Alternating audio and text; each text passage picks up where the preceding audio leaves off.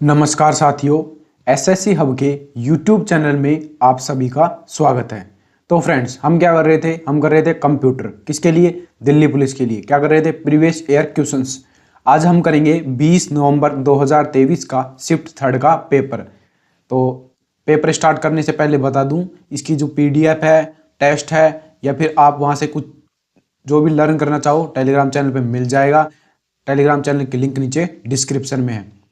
तो कोई भी कमेंट हो तो कमेंट कर देना, भाई जीके की पीडीएफ चाहिए या फिर कोई अदर पीडीएफ चाहिए, मैथ की चाहिए, हम प्रोवाइड करवा देंगे टेलीग्राम के ऊपर। बस आपको तो केवल कमेंट करना है। तो चलिए चलते हैं हमारे आज के प्रैक्टिस सेट, यानी 20 नवंबर 2023 का शिफ्ट थर्ड का सेट। फर्स्ट क्वेश्चन है, एमएस एक्सेल में रो और कॉलम यानी पंक्ति और स्तंभ अक्षर के सामने एक डॉलर का चिन्ह होता है। तो यह क्यों होता है या किस सेल में होता है? मैं आपको बता दूं, जब भी ये डॉलर का चिन्ह लगता है तब क्या होता है, मैं आपको सबसे पहले बता देता हूं। सबसे पहले क्या लिखा जाता है? B2। सबसे पहले B2 का मतलब क्या है? ये क्या, एक बार आपको यहां पे समझा ही देता हूं। अबे देखिए, ये क्या है? पंक्तियां हैं ऐसे पड़ी हुई। ये देखिए, ये जो पड़ी हुई होती हैं वो पंक्तियां होती हैं जिन्हें रोज बोला जाता है। ये किस नंबर से? 1 2 3 4 5, ये इनका नंबर होता है। जबकि ये खड़े हुए क्या होते हैं? खड़े हुए खंबे, या फिर आप इसे स्तंभ या फिर कॉलम्स बोल सकते हो। या आप या देखिए, ये क्या है? कॉलम्स है। इनको कैसे दर्शाते हैं? ABCDEF ऐसे करके दर्शाते हैं। तो सबसे पहले जब भी आप किसी का यहाँ पे रेफरेंस लिखोगे तो कैसे लिखोगे? सबसे पहले कॉलम लिखोगे, आप कौन से कॉलम में हो। उसके बाद पंक्ति लिखोगे, पहली पंक्ति में हो तो 1, दूसरी पंक्ति में हो तो B2, ऐसे करके लिखा जाता है। या आप इसमें हो, इस वाले सेल में हो तो क्या लिखेंगे? A और 1, A1। आप इस वाले सेल में हो तो सबसे पहले क्या लिखेंगे? D, और यहाँ पे क्या है? 3, तो D3, ऐसे करके लिखा जाता है। मैंने समझा दिया अब आपको। अब डॉलर का चिन्ह क्या होता है ये भी अभी आपको समझाता हूं। अब डॉलर का अर्थ क्या है कि यहाँ पे कॉलम से पहले डॉलर, $B, $2। तो इसका मतलब क्या होता है? ये होता है एब्सोल्यूट सेल रेफरेंस। समझे? एब्सोल्यूट का मतलब होता है ये बिल्कुल स्थिर होता है, इसे चेंज नहीं किया जा सकता। आप तो इतना ही ध्यान रख लो कि ये एब्सोल्यूट सेल रेफरेंस है। कौन सा? $B, $2, या फिर डॉलर के आगे A। ये पंक्ति और स्तंभ चेंज हो सकती है, ध्यान रखना, पर दोनों कॉलम और पंक्तियों के आगे डॉलर लगा होगा तो क्या होगा? ये एब्सोल्यूट सेल रेफरेंस होगा। मिक्स सेल रेफरेंस क्या होता है? यदि कॉलम के आगे डॉलर हो और A1 हो, ऐसे करके, या फिर पंक्ति के आगे डॉलर हो, इसे क्या बोलते हैं? Mixed cell reference. तो यह बोल रहा है डॉलर का चिन्ह किसके आगे लगता है? डॉलर का चिन्ह एब्सोल्यूट सेल रेफरेंस और मिक्स्ड सेल रेफरेंस दोनों के आगे लगता है। तो इसका राइट आंसर होगा एब्सोल्यूट सेल रेफरेंस और मिक्स्ड सेल। एब्सोल्यूट आपको बता दिया कि दोनों के आगे यानी पंक्ति और कॉलम के आगे जब डॉलर लगाओ तो उसे बोलते हैं एब्सोल्यूट। और मिक्स किसे बोलते हैं? या तो कॉलम के आगे या फिर पंक्ति के आगे डॉलर लगाओ, उसे बोलते हैं mixed cell reference. Next question है, माइक्रोसॉफ्ट वर्ड 365 में टेक्स्ट पेस्ट करते समय यदि गंतव्य में पहले से ही टेक्स्ट मौजूद हो तो डिफॉल्ट व्यवहार क्या होगा? अब मैं आपको समझा देता हूं। ये यहाँ पे जो पेस्ट है इसकी सबसे पहले शॉर्टकट कीज बता देता हूं। पेस्ट करने की शॉर्टकट की है Ctrl+V। Ctrl+V से क्या होता है? पेस्ट होता है। Ctrl+C से कॉपी, और जबकि पेस्ट की शॉर्टकट की है Ctrl+V। अब पेस्ट करने का क्या अर्थ है? मतलब ये बोलना चाह रहा है कि पहले से कुछ मौजूद है। मान लो ये एक लाइन है, आपके सामने ये एक लाइन है, मैं यहाँ से ऑलरेडी को कॉपी करूंगा। यहाँ से कॉपी की, माउस से Ctrl+C दबाया। अब यहाँ पे मैं क्या करना चाहता हूँ? इसको पेस्ट करना चाहता हूँ। ऑलरेडी को यहाँ पेस्ट करना चाहता हूँ तो कीबोर्ड से Ctrl+V यानी पेस्ट दबा देंगे यहाँ पे, या फिर माउस की मदद से भी पेस्ट कर सकते हैं। जैसे यहाँ पे पेस्ट किया तो ये पहले से था वो तो मौजूद रहेगा ही रहेगा। उसके बाद में ये पीछे से क्या हो जाएगा? यहाँ पे ये टेक्स्ट आ जाएगा। तो इसके साथ इसका जो आंसर होगा वो क्या होगा? वो होगा पेस्ट किया गया टेक्स्ट मौजूदा टेक्स्ट के साथ मर्ज हो जाता है। यानी कि पहले से जो ये टेक्स्ट था वो तो रहेगा ही, जो ये पहले लिखा होता है इस पंक्ति में। उसके बाद में जो ऑलरेडी हमने यहाँ पे पेस्ट किया है वो यहाँ पे आ जाएगा। ये ध्यान रखना आप। इसका राइट आंसर है पेस्ट किया गया पहले से मौजूद रहेगा, उसके साथ में जो पीछे हमने ऑलरेडी लगाया वो आ जाएगा। नेक्स्ट क्वेश्चन है, माइक्रोसॉफ्ट वर्ड 365 में हेडर और फुटर डिफॉल्ट रूप से किस पेज पर प्रदर्शित होते हैं? अभी देखिए, हेडर और फुटर का जो डिफॉल्ट पेज है मैं आपको यहाँ पे समझा देता हूँ। आपके पास में कॉपी और किताबें होंगी। मैं किसी किताब का रेफरेंस आपको दे देता हूँ। ये आपके सामने किताब है। किताब के ऊपर कुछ यहाँ पे जगह खाली छुट्टी होती है, मान लो 1 अंगुली की, 2 अंगुली की, इतनी। और यहाँ पे भी कुछ जगह खाली छुट्टी होती है। यहाँ की कुछ किताबों में तो ऊपर नंबरिंग की होती है, जबकि कुछ किताबों में नीचे नंबरिंग की होती है। इन्हें बोलते हैं पेज नंबर्स। और ऊपर का जो ये खाली स्थान होता है उसे बोलते हैं हेडर, और नीचे वाले को क्या बोलते हैं? फुटर। तो लगभग प्रत्येक पेज में ये आपको देखने को मिलेगा। तो जो इसका राइट आंसर होगा वो प्रत्येक पेज में होगा। पहले पेज में हो ये गलत बात। डिफॉल्ट रूप से हर पेज पर लगा होता है। यदि आप इसे हटाना चाहो तो हटा सकते हो। आखिरी पेज पे भी नहीं होगा, मध्य पेज पे भी नहीं होगा, हर पेज पे डिफॉल्ट रूप से होता है। यदि आप किसी पेज पे हेडर फुटर नहीं लगाना चाहो तो उसे हटा सकते हो।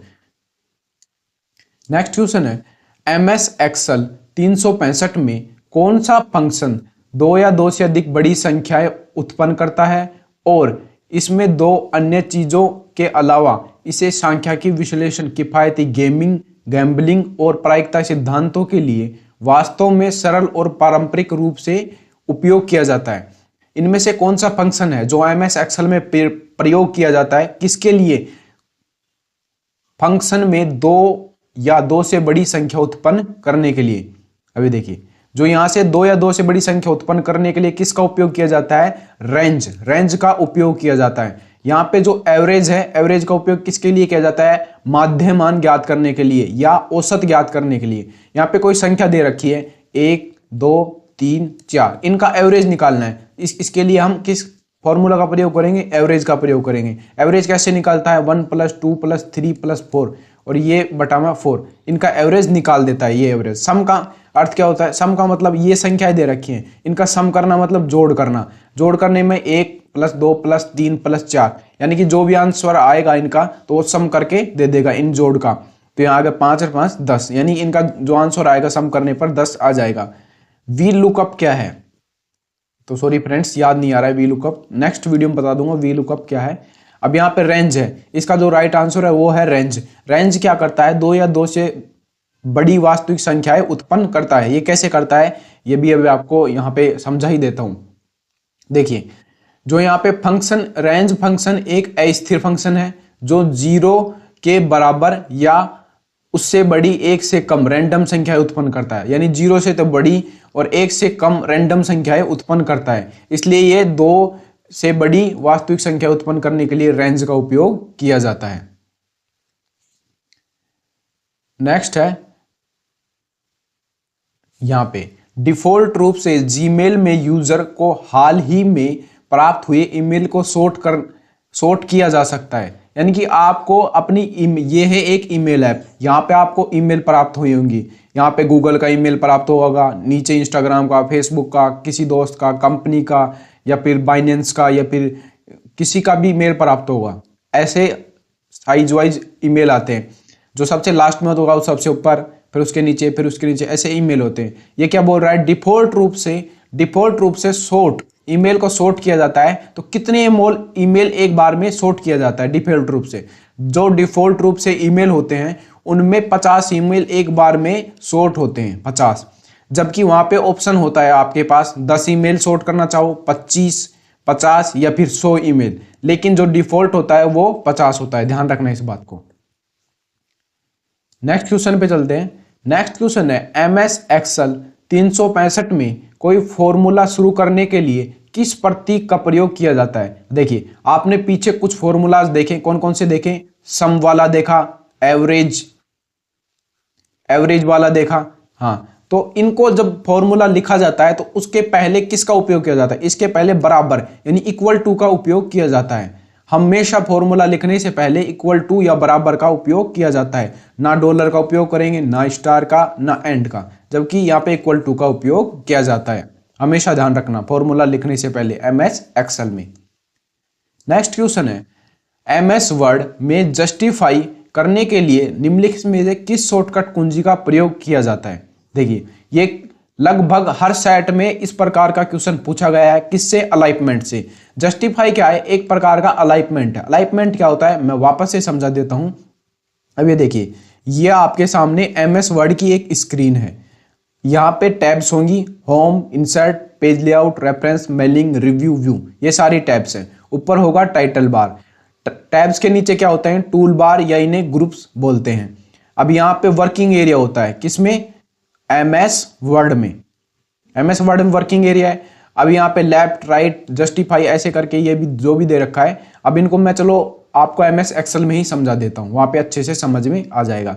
मैं आपको एक बात बता दूं, जो अलाइनमेंट होते हैं वो 4 प्रकार के होते हैं। कौन कौन से 4 प्रकार के होते हैं? लेफ्ट, राइट, सेंटर और जस्टिफाई, ये 4 प्रकार के अलाइनमेंट है। तो चलिए चलते हैं MS एक्सेल में, सॉरी MS वर्ड में, वहीं पे आपको प्रैक्टिकल करके इनको दिखाता हूँ। अब कभी ये भी पूछ ले तो अलाइनमेंट ग्रुप, सॉरी अलाइनमेंट किस ग्रुप में होते हैं? अलाइनमेंट पैराग्राफ ग्रुप के अंतर्गत होते हैं। यहाँ पे आप देख सकते हो जो पैराग्राफ ग्रुप है उसमें अलाइनमेंट होते हैं। अलाइनमेंट कौन से टैब में होते हैं? अलाइनमेंट होम टैब में होते हैं। अब पूछ रहे अलाइनमेंट होंगे, अलाइनमेंट क्या होंगे? होम टैब के पैराग्राफ ग्रुप या पैराग्राफ टूल बार में होंगे। ये आप यहाँ पे देख सकते हो अलाइनमेंट, ये यहाँ पे लेफ्ट, ये राइट, सॉरी ये जस्टिफाई, ये राइट और ये सेंटर अलाइनमेंट है। अब मैं आपको यहाँ पे टेक्स्ट करके और अलाइनमेंट का आपको बताता हूँ कि अलाइनमेंट कैसे काम करता है। अब यहाँ पे आप देख सकते हो, ये यहाँ पे मैं यहाँ पे कुछ ना कुछ यहाँ पे लिख रहा हूँ रैंडम तरीके से, यहाँ पे कुछ ना कुछ टाइप करके आपको दिखाता हूँ। अब यहाँ पे आप देख सकते हो मैंने एक पैराग्राफ यहाँ पे क्या कर लिया है? टाइप कर लिया है, ऐसे ही रैंडम करके कुछ भी टाइप कर लिया है। अब अलाइनमेंट करना मैं आपको सिखाता हूँ। अलाइनमेंट करने के लिए क्या करना होगा? सबसे पहले पैराग्राफ को सेलेक्ट करना होगा। अलाइनमेंट क्या होता है? अब देखिए इसमें कौन सा अलाइनमेंट लगा हुआ है, ये यहाँ पे आप देख सकते हो, ये है लेफ्ट अलाइनमेंट। यहाँ से लेफ्ट का मतलब है कि इस साइड से बिल्कुल बराबर अक्षर आएंगे, लेफ्ट अलाइनमेंट का मतलब है। अब देखिए यहाँ से अक्षर बिल्कुल भी बराबर नहीं है, इस साइड से बिल्कुल बराबर अक्षर आ रहे हैं यहाँ पे, तो इसका मतलब है ये लेफ्ट अलाइनमेंट है। जब मैं यहाँ पे राइट अलाइनमेंट पे क्लिक कर दूंगा तो यहाँ राइट साइड से सभी अक्षर बराबर होंगे। यहाँ पे यहाँ तक ही पैराग्राफ सेलेक्ट था, मैं इसको पूरे को पैराग्राफ को सेलेक्ट करता हूँ, फिर आपको यहाँ पे दिखाता हूँ। पूरे पैराग्राफ को सेलेक्ट किया और यहाँ राइट अलाइनमेंट पे क्लिक कर दिया, ये है राइट अलाइनमेंट। तो यहाँ पे राइट से अक्षर सभी बराबर होंगे। आप यहाँ पे देख सकते हो ऊपर से ले नीचे तक राइट के सभी अक्षर बराबर हैं, जबकि लेफ्ट के बराबर नहीं है। ये है राइट अलाइनमेंट। अब यहाँ पे लेफ्ट अलाइनमेंट के बाद सेंटर अलाइनमेंट दिखाता हूँ। सेंटर अलाइनमेंट पे क्लिक किया। अब सेंटर का मतलब क्या है? लेफ्ट, ना तो लेफ्ट से बराबर होंगे ना राइट से, बिल्कुल सेंटर से बिल्कुल यहाँ पे सभी अक्षर सेंटर में आ जाएंगे। सेंटर का मतलब ये है। अब जस्टिफाई अलाइनमेंट का मतलब आपको दिखा देता हूँ। सारे अक्षर सेलेक्ट किए, उसके बाद जस्टिफाई कर दिया। अब जस्टिफाई का अर्थ क्या है? यहाँ पे राइट से भी बराबर होंगे और यहाँ पे लेफ्ट से भी सभी अक्षर बराबर होंगे। पैराग्राफ जहाँ पे समाप्त होता है उसमें तो कोई दिक्कत नहीं है। ये देखिए इस पैराग्राफ में ऊपर वाले में सभी के सभी बराबर हैं, नीचे वाले में सभी इधर से भी बराबर हैं और इधर से भी। अब इनकी शॉर्टकट कीज भी बता देता हूँ। जो सबसे पहले हमने देखा था, यहाँ पे क्या देखा था? लेफ्ट अलाइनमेंट, उसकी शॉर्टकट की है Ctrl+L। और यहाँ पे जो सेंटर अलाइनमेंट है उसकी शॉर्टकट की क्या है? Ctrl+E, सेंटर अलाइनमेंट की। ये यहाँ पे क्या है? ये यहाँ पे राइट अलाइनमेंट है, उसकी शॉर्टकट की है Ctrl+R। और जबकि यहाँ पे जस्टिफाई अलाइनमेंट है उसकी शॉर्टकट की है Ctrl+J। मैंने आपको डिटेल से समझाया है बिल्कुल प्रैक्टिकल करके, तो आप इन शॉर्टकट कीज को याद रखना। बार बार पूछी जा रही है हर सेट में कोई ना कोई शॉर्टकट की, या फिर ऐसे पूछ रहा है जस्टिफाई में क्या होता है, लेफ्ट में क्या होता है, राइट अलाइनमेंट में क्या होता है, या निम्न में से कौन सा अलाइनमेंट नहीं है। इस प्रकार का क्वेश्चन पूछा जा रहा है। तो जो इसका राइट आंसर होगा वो होगा जस्टिफाई अलाइनमेंट की जो शॉर्टकट की है वो है Ctrl+J। अब यहाँ पे कुछ शॉर्टकट कीज दे रखी हैं, उनको भी बता देता हूँ। Ctrl+I है वो किसके लिए है? इटैलिक करने की शॉर्टकट की है। इटैलिक का मतलब क्या है? तिरछा करना, किसी भी चीज को तिरछा। मान लो ये सीधा I लिखा हुआ है और हम इसको इटैलिक करना चाहते हो तो इसको सेलेक्ट कर लेंगे और Ctrl+I दबा देंगे या इटैलिक का प्रयोग करेंगे, तो ये क्या होगा? ये तिरछा हो जाएगा, ये I ऐसे तिरछा हो जाएगा, इटैलिक है। बोल्ड का मतलब क्या होता है? कि किसी भी चीज को बोल्ड यानी गहरा करना। Ctrl+B से बोल्ड किया जाता है यानी गहरा किया जाता है। गहरा मतलब ये I कुछ इस प्रकार से लिखा होता है। जब Ctrl+B या बोल्ड को उपयोग किया जाता है तो ये यहाँ पे गहरा होके आ जाएगा, जो कुछ इस प्रकार से होगा आपके सामने। जबकि यहाँ पे Ctrl+J का बता दिया। Ctrl+U का अर्थ क्या होता है? इसका होता है अंडरलाइन। अंडरलाइन होता है। अंडरलाइन समझ गए होंगे। मान लो ये कोई अक्षर है, ये क्या है? ANY।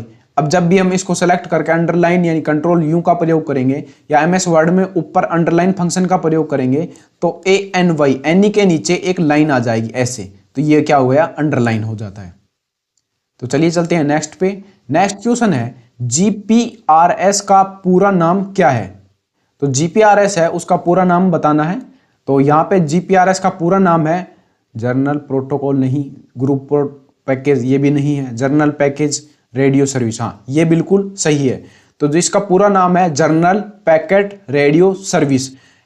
कोई ना कोई एक फुल फॉर्म पूछी जा रही है हर सेट में, तो आपको फुल फॉर्म को भी याद रखना है। तो GPRS का फुल फॉर्म है जर्नल पैकेट रेडियो सर्विस, और ये जो ये सभी गलत हैं। नेक्स्ट क्वेश्चन है माइक्रोसॉफ्ट वर्ड जैसे वर्ड प्रोसेसिंग पैकेज का प्राथमिक उद्देश्य क्या है। तो जो इसका राइट आंसर है वो बताता हूं आपको। देखिए इसमें क्या दे रखा है, ईमेल भेजना, ये गलत है। ईमेल किसके द्वारा भेजा जाता है, ईमेल मेल के द्वारा भेजा जाता है, यानी मेल जो सॉफ्टवेयर होता है जैसे जीमेल है उसके द्वारा मेल भेजा जाता है, GMAIL यहाँ पे लिख देता हूं। जो जीमेल जीमेल यहाँ पे एप्लीकेशन है उसके द्वारा मेल भेजना, डॉक्यूमेंट बनाना और एडिट करना, हाँ ये बिल्कुल इसका राइट आंसर है।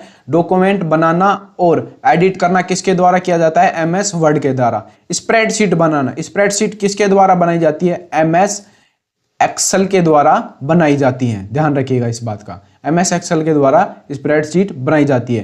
प्रेजेंटेशन बनाना, प्रेजेंटेशन किसके द्वारा बनाई जाती है, पावर पॉइंट के द्वारा, पावर पॉइंट के द्वारा क्या बनाई जाती है, प्रेजेंटेशन बनाई जाती है। प्रेजेंटेशन का यहाँ पे दूसरा नाम क्या आ सकता था कि PPT बनाना, PPT का भी अर्थ क्या होता है, प्रेजेंटेशन। तो चलिए चलते हैं नेक्स्ट पे। नेक्स्ट क्वेश्चन है MS वर्ड 365 में हेल्प मेन्यू प्राप्त करने के लिए निम्न में से किस शॉर्टकट कुंजी का प्रयोग किया जाता है। यानी कि देखिए हेल्प कहाँ पे होता है, हेल्प फाइल टैब के अंतर्गत हेल्प होता है। मैं आपको वहां पे जाके भी दिखा देता हूं एक बार। ये आपका MS एक्सेल, ऊपर क्या है, ये यहाँ पे क्या है, टूल, यहाँ पे टाइटल बार है, ये सभी टाइटल बार है। ये क्या है, ये टैब्स हैं, file, home, insert, design, layout, reference, mailing, review, view, ये सभी क्या है, ये सभी टैब्स हैं। इन्हें दूसरा टैब्स का दूसरा नाम क्या है, मेन्यू है। ये सभी क्या है, clipboard, font, paragraph, style, editing, इनको टूल बार बोल दो या फिर ग्रुप बोल दो। अब देखिए जो हेल्प है वो हेल्प किसके अंतर्गत आता है, यहाँ पे जो फाइल टैब दे रखी है उसको जूम भी करके आपको दिखा देता हूं। यहां पे आप देख सकते हो, जूम कर दिया है मैंने, और यहाँ पे जो फाइल टैब है इसके अंतर्गत हेल्प फंक्शन आता है। जैसे ही मैं यहाँ पे फाइल टैब पे क्लिक करूंगा तो फाइल टैब में कौन कौन से फंक्शन है, info, new, open, save as, print, share, export, close, account, opinion और हेल्प फंक्शन। सॉरी फ्रेंड्स, यहाँ पे हेल्प फंक्शन को इसमें हटा दिया गया है। हेल्प फंक्शन अब यहाँ पे आने लग गया है। जो यहाँ पे आप देख सकते हो, ये जो क्वेश्चन मार्क का चिन्ह है यहाँ पे हेल्प फंक्शन है। मैं यहाँ पे आपको जूम करके भी दिखा देता हूं। तो यहाँ पे आप देख सकते हो ये जो क्वेश्चन मार्क है ये हेल्प फंक्शन है। किस में है ये हेल्प फंक्शन, ये MS वर्ड में है। यहां से आपको पेन लेके भी यहाँ पे आपको दिखा देता हूं। ये जो यहाँ पे क्वेश्चन मार्क दे रखा है ये हेल्प फंक्शन में। जैसे ही मैं यहाँ पे ले जाऊंगा किसको, हमारे कर्सर को, तो यहाँ पे हेल्प फंक्शन आ जाएगा। देखिए यहाँ पे लिखा जाएगा हेल्प फंक्शन। सबसे पहले तो इसको जूम आउट करता हूं। हाँ अब ये देखिए, जैसे इस पे क्लिक किया तो यहाँ पे लिखा है वर्ड हेल्प F1। तो हेल्प की जो शॉर्टकट की है वो क्या है, F1। इसको भी आपको ध्यान में रखना है। तो जो इसका राइट आंसर होगा वो क्या होगा, हेल्प की जो शॉर्टकट की है वो है F1। अल्ट F1 कोई काम नहीं आता, ये भी कोई काम नहीं आता। MS वर्ड में ये किसी भी प्रकार की कोई शॉर्टकट कीज नहीं है और ना ही आपको इनको ध्यान में रखना है, F1 का ध्यान रखना। तो आज का जो हमारा सेट था वो कंप्लीट हो चुका है। यदि हमारा ये प्रयास है अच्छा लगा हो तो वीडियो को लाइक कीजिए, चैनल को सब्सक्राइब कीजिए। Thanks for watching video. आपका दिन शुभ हो।